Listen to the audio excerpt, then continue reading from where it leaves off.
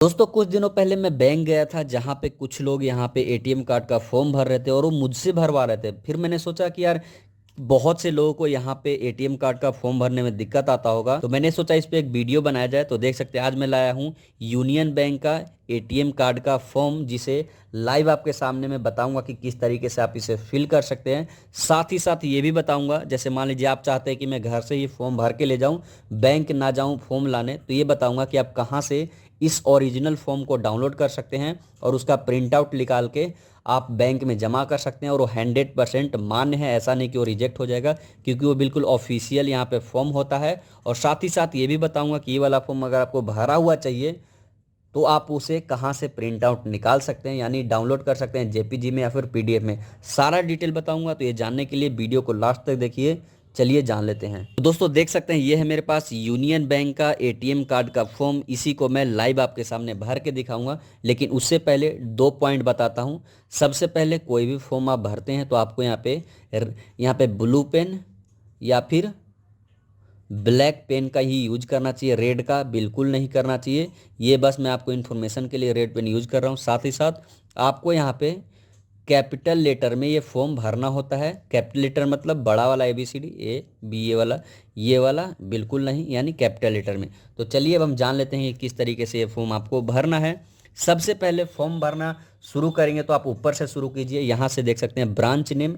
सबसे पहले आपको ब्रांच नेम डालना है। ब्रांच नेम अगर आपको नहीं पता तब कैसे मिलेगा, पता है तो आप सिंपल यहाँ पे डाल दीजिए, नहीं पता तो आप अपने पासबुक को ओपन कीजिए, उसमें सबसे ऊपर ही लिखा रहता है ब्रांच, यानी बैंक ब्रांच। उस लोकेशन का नाम यहाँ पे डाल दीजिए। उसके बाद डेट ऑफ अप्लीकेशन, जिस दिन आप इस फॉर्म को भर रहे हैं यानी जिस दिन जमा करेंगे उसका डेट डालिए। उसके बाद यहाँ पे आपको यहाँ पे नेम डालना है। अगर आप मेल हैं तो आप यहाँ पे मिस्टर पे सेलेक्ट कीजिए। उसके बाद लेडीज है तो शादीशुदा हैं या फिर कुंवारे हैं तो यहाँ पे दोनों में से किसी को सेलेक्ट कीजिए। उसके बाद अपना नाम यहाँ पे बिल्कुल सही सही डालिए। आप नाम पासबुक के अकॉर्डिंग डालिए। जी हाँ दोस्तों, पासबुक में जो स्पेलिंग है वही नाम का स्पेलिंग यहाँ पे होना चाहिए, तभी आपका एटीएम कार्ड बन के आएगा, वरना किसी कारण से रिजेक्ट हो जाएगा, क्योंकि आपका डॉक्यूमेंट वेरीफाई होता है, साथ ही साथ अकाउंट से मैच किया जाता है ताकि आपके कार्ड पे भी वो नाम डाला जाए। उसके बाद डेट ऑफ बर्थ भी सही डालिए, जो भी आपके डॉक्यूमेंट में है और जो आपके बैंक में डाला हुआ है वही वाला यहाँ पे डेट ऑफ बर्थ डालिए। तीसरे में आता है फादर नेम और स्पाउस नेम। बहुत से लोगों को दोस्तों यहाँ पे स्पाउस में यहाँ पे बहुत ज़्यादा दिक्कत आता है कि हम स्पाउस का मतलब क्या होता है। तो सबसे पहले बात करें फादर का, तो फादर का नाम तो कोई भी डाल सकता है, अपने पापा का नाम। लेकिन बहुत से लड़कियां होती है जिसका मैरिज हो जाता है, उसके बाद उसके डॉक्यूमेंट में भी उसके पति का नाम होता है, तो उस स्थिति में आप अपने फादर का नाम नहीं डाल सकते, क्योंकि आपके डॉक्यूमेंट में आपके पति का नाम है। तो उस स्थिति में आप यहाँ पे अपने हस्बैंड का नाम डालेंगे। जी हाँ दोस्तों, अपने हस्बैंड का, क्योंकि जैसे मान लीजिए आपने फादर का नाम डाल दिया बट आपके डॉक्यूमेंट में तो फादर का नाम मेंशन ही नहीं है, डॉक्यूमेंट में आपके हस्बैंड का नाम है, इसीलिए आप यहाँ पे अपने स्पाउस यानी अपने हस्बैंड का नाम डालेंगे, जो भी आपके डॉक्यूमेंट में स्पेलिंग है उसी के हिसाब से। उसके बाद यहाँ पे ऑप्शन आता है डेबिट कार्ड, यानी name desire on debit card. आप अपने डेबिट कार्ड पे क्या नाम शो करवाना चाहते हैं, तो आप यहाँ पे अपने नाम का स्पेलिंग बिल्कुल सही सही पासबुक के अकॉर्डिंग लिखिए, ताकि आपके कार्ड पे वो नाम यहाँ पे शो हो जाए।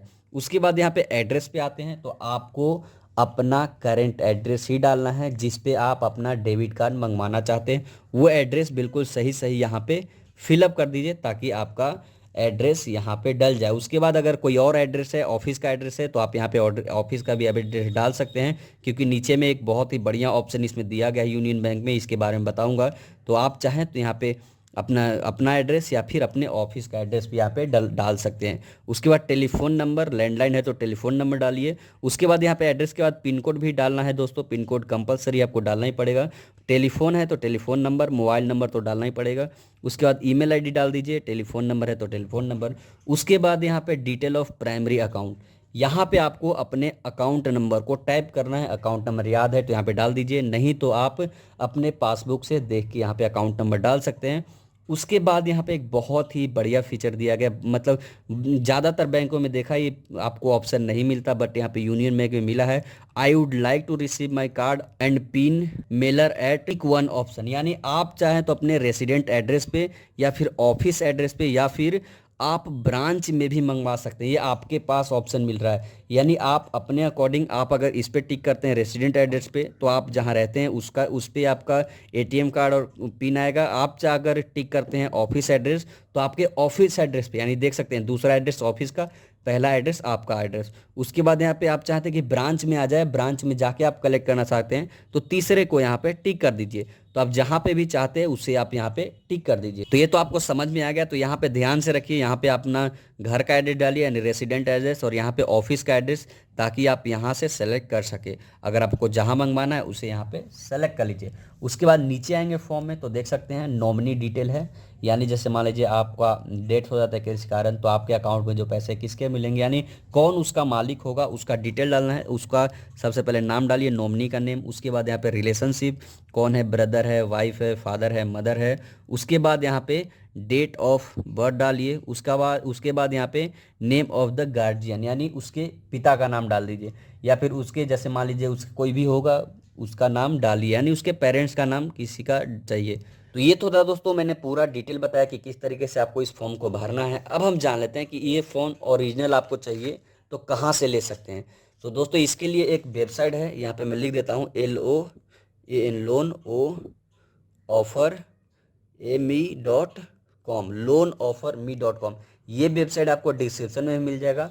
आप इस वेबसाइट पे जाइए और वहाँ पे आपको ये फॉर्म भी ओरिजिनल PDF में मिल जाएगा, जिसे आप प्रिंट निकलवा के बैंक में जमा कर सकते हैं इसी तरीके से भर के। जी हाँ दोस्तों, और बैंक में बिल्कुल 100% मान्य होगा, क्योंकि ये बिल्कुल ऑफिशियल ही फॉर्म है जो कि बैंक में आपको मिलता है, बैंक में मिलता है। आप चाहें तो घर से भी निकाल के जा सकते हैं, अगर आप बैंक के चक्कर नहीं लगाना चाहते तो। और इस वेबसाइट में एक और चीज़, इस फॉर्म को हिंदी में भर के समझाया हुआ PDF में या फिर इमेज फॉर्मेट में आप वहां से डाउनलोड कर सकते हैं। यही बताना था दोस्तों, मुझे उम्मीद है आपको वीडियो पसंद आया होगा। थोड़ा सा भी डाउट है तो कमेंट सेक्शन में बताइए, मैं उसका जवाब जरूर दूंगा। अभी के लिए इतना ही। Thank you for watching.